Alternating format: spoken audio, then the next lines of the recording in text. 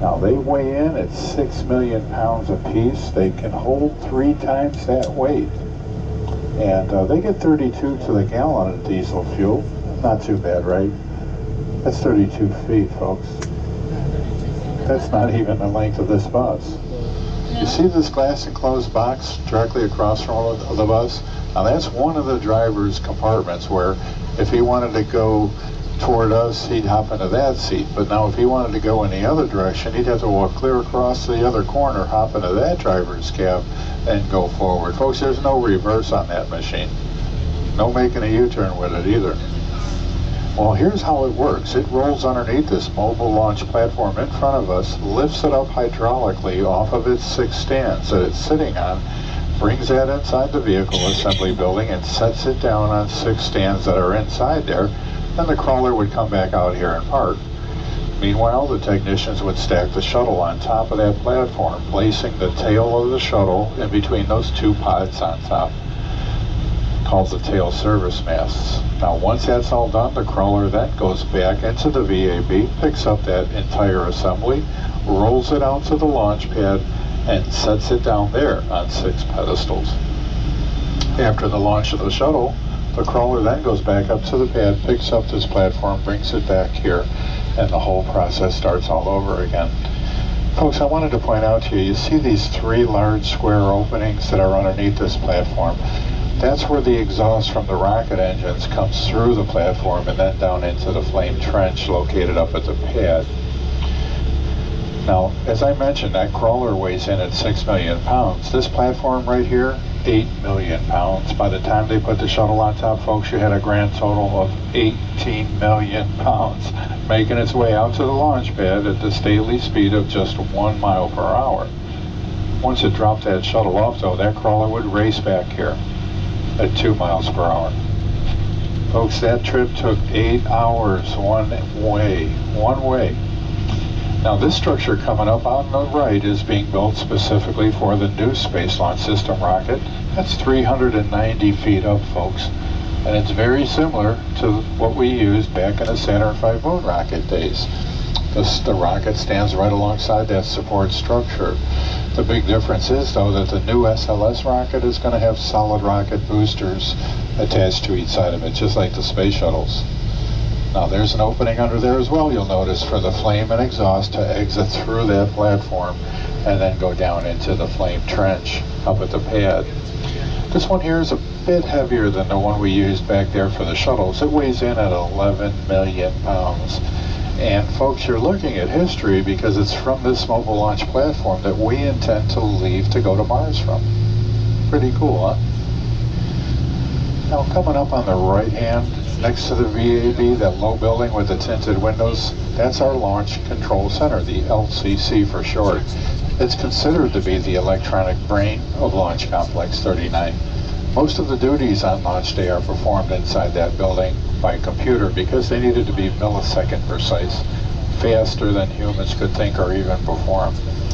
Now folks, we maintained control of the launch here at Kennedy Space Center until it cleared the tower, at which point then we handed it off to Mission Control in Houston, Texas.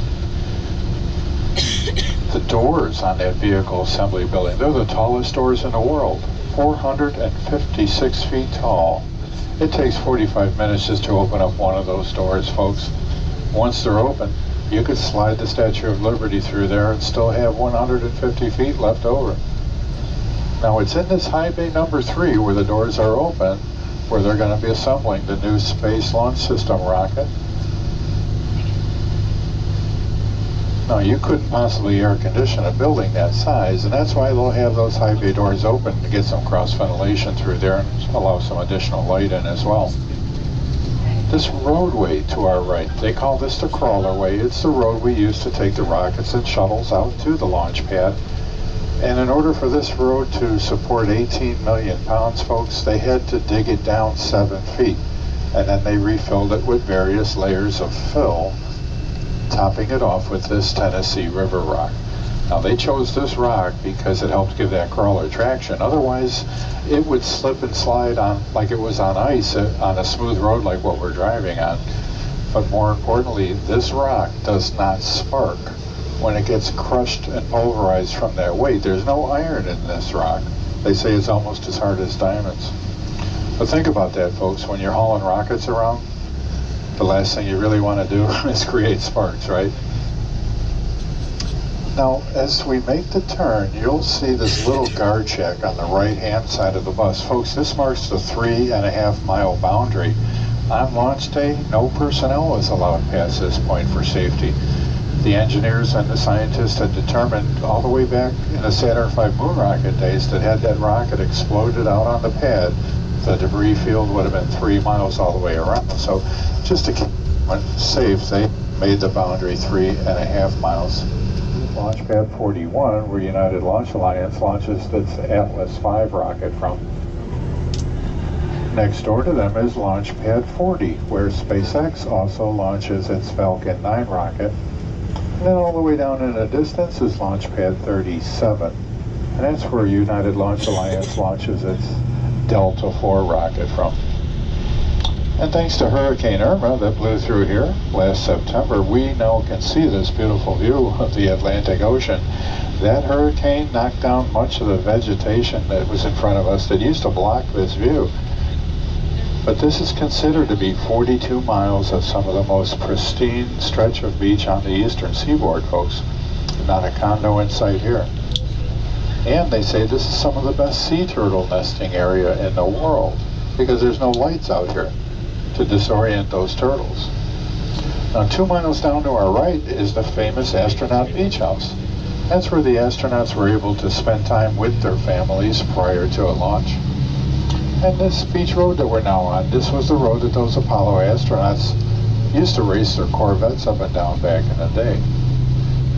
As a clean pad design, this is similar to what it would have looked like back in the Saturn V moon rocket days. Now, back in those days, folks, every time they built a new rocket, they built a matching launch pad to go along with it. And we had over 40 different launch pads out here at one time.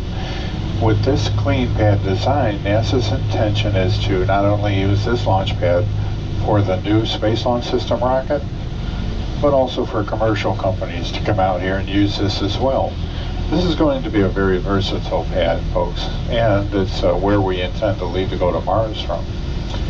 Now, folks, you may have noticed that the fence around each one of those pads A and B, around the perimeter of the pad, is bowed out. It's got an arch on the top. Well, that's to keep the alligators out of the pad. Turns out an alligator can climb right over the top of a 6-foot fence. I've seen it. So they now can only get so far up before they flop back down to the ground. And this is a favorite hangout spot for those gators. And one morning, a woman that worked out here years ago, she heard a clicking sound coming from the hallway, so she went out to investigate. Much to her surprise, she came face to face with a giant gator. They presumed that it came out of this pond and walked up to the double doors. The doors were those automatic doors like your grocery stores have. And that gator walked right on inside. Some days you'll see 6 or 8 of them parked around here, folks, just laying around, but not today. They're in there, though, trust me. Anybody care to go wading around in that water? Well, needless to say, that building does not have automatic doors on it anymore. Now, you may be wondering, what's the deal with all these dump trucks? Well, folks, they are replenishing the sand on the beach that got washed away from Hurricane Irma, and they've been doing this constantly now for a couple of months. They just run convoy of trucks moving sand. Now, just imagine that crawler making its way down this road and up that incline with the Saturn V moon rocket on top of it, keeping the rocket perfectly vertical as it made its way up to the top of that pad. Pretty amazing with 1960s technology, folks.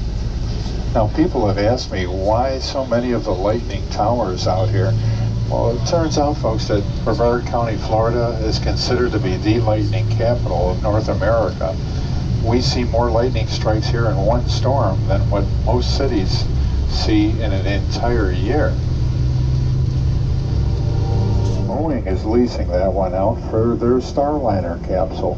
And they hope to have that Starliner capsule ready next year to take our astronauts to the International Space Station on, and that will be launched on top of an Atlas V rocket. That big body of water directly out to our left, they call that the turn basin. That's where they brought that big orange tank that they used for the space shuttles. That came in on a barge called the Pegasus from Louisiana by way of the Atlantic Ocean. And that row of buildings up on our left, that is our press site. That's where reporters would come from all over the world to cover the launches of the shuttles and rockets. Old Walter Cronkite used to sit right there in that CBS building back in the day. For those of us that remember old Wally. Now coming up on the right, so folks, you'll see what looks like a little rocket laying horizontally on that red trailer. That is a mock-up of the launch abort system that's going to be used for the Orion space capsule. Now that would be attached to the top of the capsule, and if at launch time there was a problem, they could eject it right off the top of the rocket and land it safely a mile away using a parachute. Behind there is the crew access arm from pad 39A, and that's where the astronauts would have boarded the space shuttle from. This armored personnel carrier was part of the emergency egress system that was used for the shuttle program.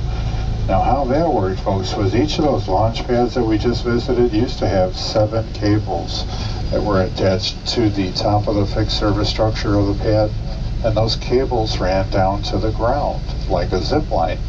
Attached to each cable was a basket. Now if at launch time there was a problem, theoretically the astronauts could have gotten out of the shuttle, hopped into a basket, pulled the lever, slid down that cable at 55 miles per hour.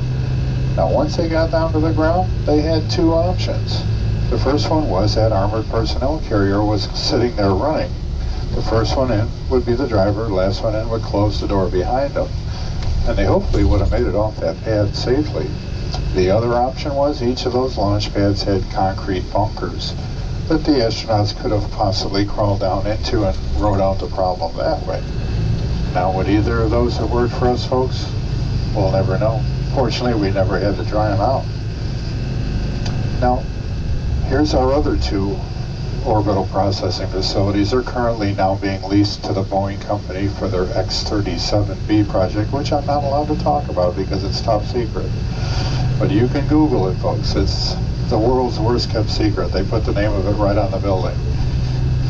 But once the shuttle landed out at the shuttle landing facility off to our left, past this tree line, it's the longest runway in the world. It's 3 miles long and 300 feet wide. That shuttle was then towed across this road and brought into one of those buildings where the technicians first would have removed any hazardous fuel that was left on board.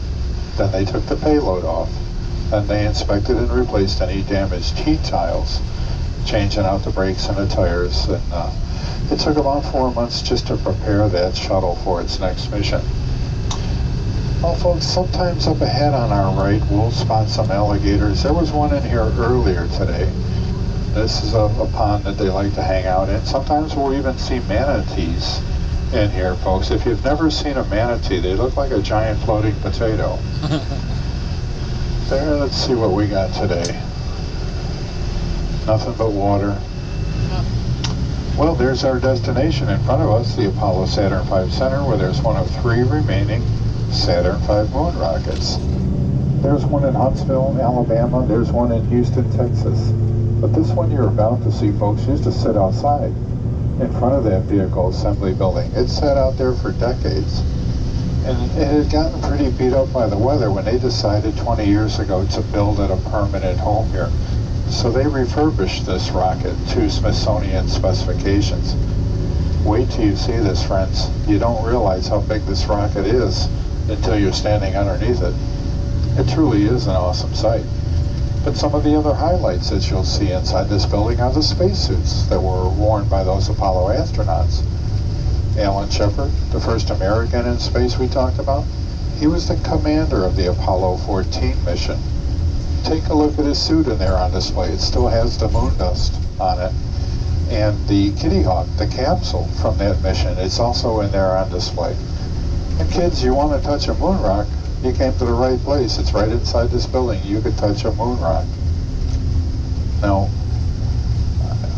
I'll be dropping you off at those silver doors up front, and everyone goes in together, and you'll see a short 8-minute pre-show for the firing room. And then it's on into the firing room where they do a recreation of the Apollo 8 liftoff using the same consoles as they had back in that day. And then it's on in to see that magnificent Saturn V. So folks, there's plenty to see and do here. Take your time and enjoy. There's also a real nice cafeteria. If you're hungry, I recommend. But when it's time to leave, you'll be exiting through the gift shop, which now is a Florida law. Okay, thank you for watching. Don't forget to hit the like button, maybe share, and maybe subscribe. Till next one, bye bye.